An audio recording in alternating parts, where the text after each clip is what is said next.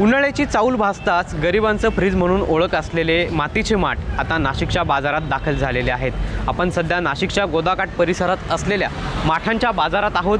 पारंपरिक पद्धतीचे काळे आणि लाल माठांप्रमाणेच विविध तऱ्हेचे माठ आपल्याला रंगीबिरंगी माठ जे आहेत ते देखील नाशिकच्या बाजारपेठेत पाहायला मिळतात आणि उन्हाळ्याची तीव्रता अधिक भासू लागल्याने आता ग्राहकांकडून देखील मोठ्या प्रमाणात मागणी जी आहे ती वाढू लागलेली आहे आणि मोठ्या प्रमाणात माठ जे आहेत ते बाजारात दाखल झालेले आहेत। यंदा माठांची किंमत ही थोड्याफार प्रमाणात वाढलेली असली तरी देखील उन्हाळा असल्याने नागरिकांकडून आता काळ्या आणि लाल माठाला विशेष अशी मागणी जी आहे ती वाढलेली आहे। या पारंपरिक माठांप्रमाणेच विविध तऱ्हेचे रंगीबिरंगी माठ जे आहेत ते देखील आपल्याला दृश्यांमध्ये पाहायला मिळत आहे आणि नागरिकांकडून अशा पद्धतीच्या माठांना देखील पसंती दिली जात आहे।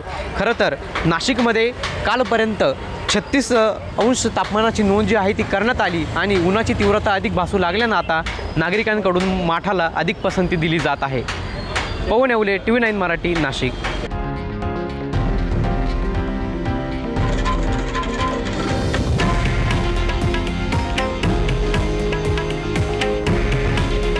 हे आहे देशातील नंबर 1 न्यूज नेटवर्क आणि आपण पाहत आहात TV9 मराठी।